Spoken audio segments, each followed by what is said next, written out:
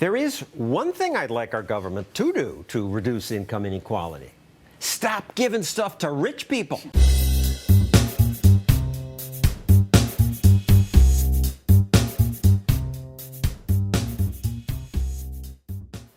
In the Wall Street Journal, economics professor Walter Williams and senior economics writer Stephen Moore proposed something they call the Millionaire Subsidy Elimination Act.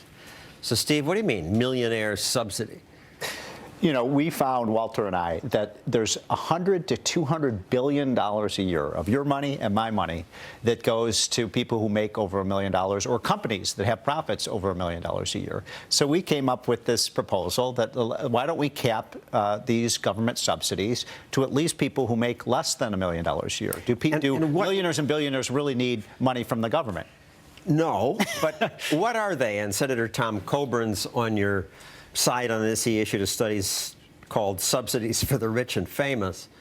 Well, like what? Okay, well, let me just start with some easy ones. I mean, when you think about Social Security and Medicare, you're thinking about benefits that go to seniors that have low incomes. But guess what? Everyone who's over the age of 65 that paid in gets Medicare and Social Security benefits, including everyone from Bill Gates to Warren Buffett.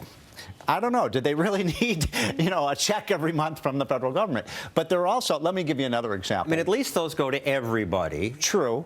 But, when you're running $800 billion deficits a year, can you really afford to send Bill Gates a check? The others on your list mainly go to the wealthy. Right. Now, these are things like farm programs. This is a classic example. The wheat subsidies, the corn subsidies, the beet subsidies. People can get benefits up to, if they have an income over up to $950,000, according to the latest law. You know what the farmers do, John? They divide up their farm among their sister, the wife. So there's 5 farms. Each one of them gets $950,000. You have some farms that are, when you combine them, are getting $5, $10 million. Another scam is the flood insurance.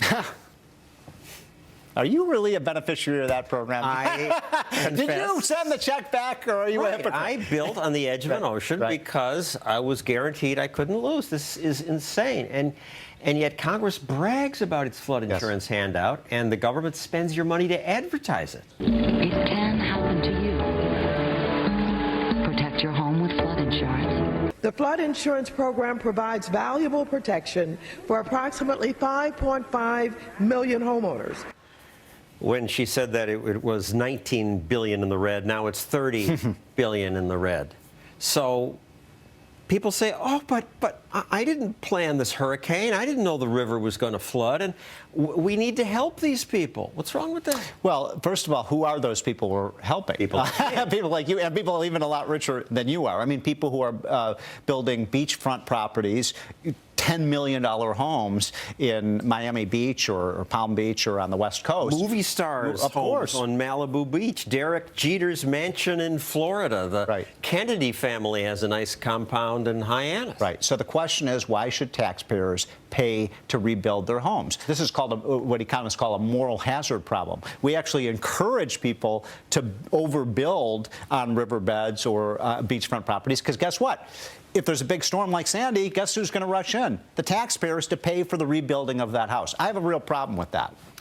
And I do too. I apologize. I won't take your money. Again, I don't have a house that's insured by the government. Government also offers all kinds of subsidies to rich people who invest in what the government considers green energy, like windmills. This is the Roscoe Wind Farm in Texas. And you also get a subsidy if you install solar panels in your house. If you want to, for instance, invest in solar energy in your home, we have tax credits in there. Solar energy is a kind of playpen of the really rich and famous. And so when you look at homes in America that have solar paneling on their homes, they're not people in Harlem. They're people in Beverly Hills and people in some of the richest areas with the biggest homes. And here again, we have a subsidy, John, that mostly goes to millionaires and billionaires. Those windmills we showed, the main investor was GE. Right. And GE, you probably saw the story a few years ago that GE essentially paid no corporate income tax. And one of the reasons, you're wondering, how can one of America's most profitable companies pay no corporate income tax? And the answer to that is because they take advantage of a lot of those corporate loopholes, like the solar and wind subsidy. And one of the solar breaks is a tax credit.